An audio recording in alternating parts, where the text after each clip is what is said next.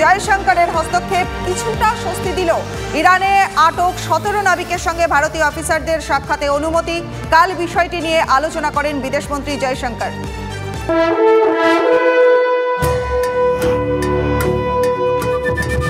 আর অনিপা, এবার একটু তমলুকের দিকে নজর রাখতেই হচ্ছে। মানে তমলুক যেন এক টুকরো হাইকোর্টে পরিণত হয়েছে। শাসক দল, বিচারপতি, আইনজীবীর পর এবার তমলুকের লড়াইয়ে চাকরি প্রার্থী মহিউদ্দিন হামিদের লড়াই আইএসএফ এর প্রতীকে।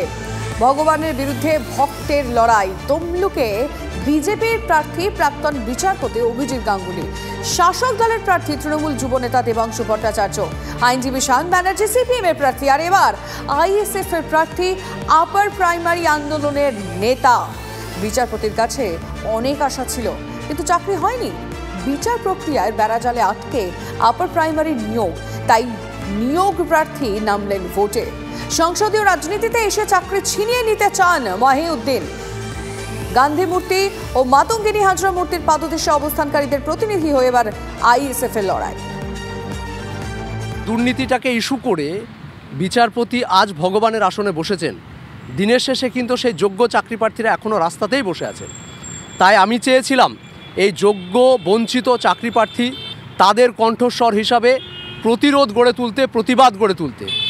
আইনজীবীরা যেমন আইনজীবীদেরকে চাকরি প্রার্থীরা দোষারোপ করছে নিয়োগ ডিলে করার জন্যে, অনুরূপভাবে বিচারপতিদের কাছে এই নিয়োগ দুর্নীতি মামলা এখনও পর্যন্ত সম্পূর্ণ না হওয়ার কারণে দোষারোপ করছে। ঠিক উল্টো দিকে আমার প্রতিদ্বন্দ্বী দেবাংশু যে প্রতিদিন মিডিয়ায় বসে চোরেদেরকে ডিফেন্স করছে। সেই জায়গায় দাঁড়িয়ে আমি মনে করেছি একমাত্র আইএসএফ, যার নামে এখনও এই নিয়োগ দুর্নীতি বা নিয়োগ সংক্রান্ত কোনো কালিমা লিপ্ত হয়নি। তাই আমি এই স্বচ্ছ একটা রাজনৈতিক ভাবমূর্তি সম্পন্ন রাজনৈতিক দলকে আমি বেছে নিয়েছি। আমি কথা বলবো এই বিষয়ে, আমাদের প্রতিনিধি সুমন মহাপাত্র রয়েছেন সরাসরি। সুমন, না কি কারণে তারা আইএসএফ কে বেছে নেওয়া, যে বাকি দলগুলোর সমর্থন সেইভাবে তারা পাচ্ছে না, তাদের যে কারণে এগিয়ে আসা সেই কারণটা, এবং হাইকোর্টে অবশ্যই তারা ভগবান রূপে যাকে দেখতেন বারংবার সেটা বলেছেন অভিজিৎ গাঙ্গুলির কথা, সে ভগবান এখন নেই, ভগবান এখন প্রতিদ্বন্দ্বী। তোমাকে যেমনটা প্রথমে বলছিলাম, আমাদের প্রতিবেদনও দেখানো হলো ভগবানের বিরুদ্ধে ভক্তের লড়াই। তার কারণ অভিজিৎ গাঙ্গুলি যখন চাকরি নিয়োগ নিয়ে একের পর এক হিতকর নির্দেশ দিয়েছেন, তখন তাকে ভগবানের আসনে বসিয়েছেন কিন্তু এই চাকরি প্রার্থীরাই। এবার তমলুক আসনটার কথা ভাবলিমা, সেখানে চাকরি দুর্নীতিতে অভিযুক্ত শাসক দলের প্রতিনিধি দেবাংশু, সেখানে শাসক দলকে যিনি সবচেয়ে বেশি বিড়ম্বনায় ফেলেছিলেন সেই বিচারপতি অভিজিৎ গাঙ্গুলি। চাকরি প্রার্থীদের হয়ে যিনি মামলা লড়েছেন শায়ন ব্যানার্জি সিপিএম এর, এখন চাকরি প্রার্থী মহিউদ্দিন আহমেদ, যিনি আইএসএফ এর তরফ থেকে ক্যান্ডিডেট হলেন। এবার তোমার প্রশ্নে আসি যে কেন আইএসএফ কেই বেছে নেওয়া। তুমি দেখবে যে এই চাকরি দুর্নীতির ক্ষেত্রে চাকরি প্রার্থীরা আলিমুদ্দিন স্ট্রিট ঘেরাও করার ডাক দিয়েছেন, অর্থাৎ সিপিএম এর উপর তাদের কোথাও একটা রাগ রয়েছে।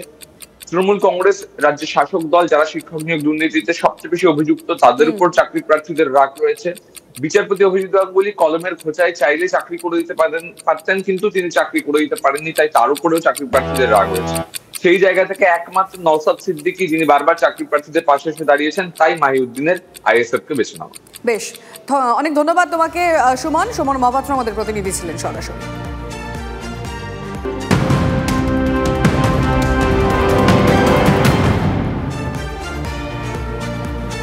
আর ভোটবঙ্গে ফের কথার ঝাঁঝ দিলীপ ঘোষের।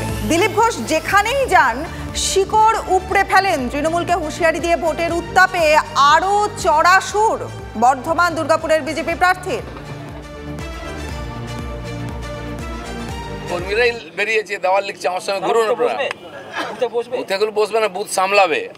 আর কেউ বাইরে থেকে যদি যায় সে কিভাবে ফিরে আসবে সেটা আমরাই ঠিক করে নেবো। গতবারে বুথে মার খায়নি, বুথের পরে গন্ডগোল হয়েছে, এবারে সেটা হতে দেবো না। দিলীপ ঘোষ এসছে তো বলে দেবেন ওদেরকে, দিলীপ ঘোষ যেখানে যায় সেখানে মূল শুদ্ধ উপড়ে ফেলে, নাহলে মেদিনীপুরে ফোন করে নিতে বলুন। আপনার সঙ্গে টেলিফোন লাইনে রয়েছেন শান্তনু সেন, তৃণমূল মুখপাত্র। আমি শান্তনুদার কাছ থেকে জানতে চাইবো যে দিলীপ ঘোষ বলছেন যে তিনি যেখানে যান শিকড় উপড়ে ফেলেন, আপনার কি রিঅ্যাকশন? আসলে তাকেই তার দল থেকে তো উপড়ে ফেলেছে, তার রাজ্য সভাপতির পদটা উপড়ে ফেলেছে, তার সর্বভারতীয় সহসভাপতির পদটা উপড়ে ফেলেছে, পার্টি অফিসে তার ঘরটা উপড়ে ফেলেছে, তিনি যেখানে 5 বছর সাংসদ ছিলেন সেখান থেকে তাকে উপড়ে ফেলেছে। আর এখন বুঝতে পারছেন বর্ধমান দুর্গাপুরের মানুষ তাকে নির্বাচনের মধ্যে দিয়ে উপড়ে ফেলবে। তাই তিনি কখনো লাঠি হাতে কখনো ত্রিশূল হাতে ভোটারদের ভয় দেখাতে বেরোচ্ছেন, আর এই ধরনের উস্কানিমূলক কথা বলছেন, কর্মীদের চাঙ্গা করাচ্ছেন।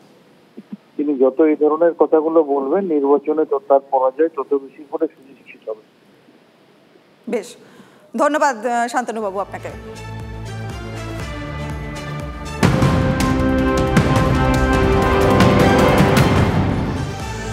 আর এই মুহূর্তে আরো একটা খবর দিই আপনাদেরকে। কেন্দ্রীয় বাহিনীর ভরসায় ভোটে নামে না বিজেপি, দাবি করলেন দিলীপ ঘোষ। মানুষ যাতে ভোট দিতে পারেন সেই কারণেই বাহিনী থাকে মন্তব্য করেছেন তিনি। তিনি জানিয়েছেন বিজেপির প্রার্থীদের জন্য ভোটের কাজ করেন দলের কর্মীরাই। আছে তো তাদের অবজারভার আসছে। আমরা সেন্ট্রাল পুলিশের জোরে ভোট করি না, সেন্ট্রাল পুলিশ তার কাজ করবে। সাধারণ মানুষ যাতে বেরিয়ে এসে ভোট দেয় সেই জন্য সেন্ট্রাল ফোর্স রাখা হয় সাধারণ মানুষের জন্য। বিজেপির কর্মীরাই ভোট করবে বিধানসভায়, লোকসভায় আমরা দেখিয়েছি।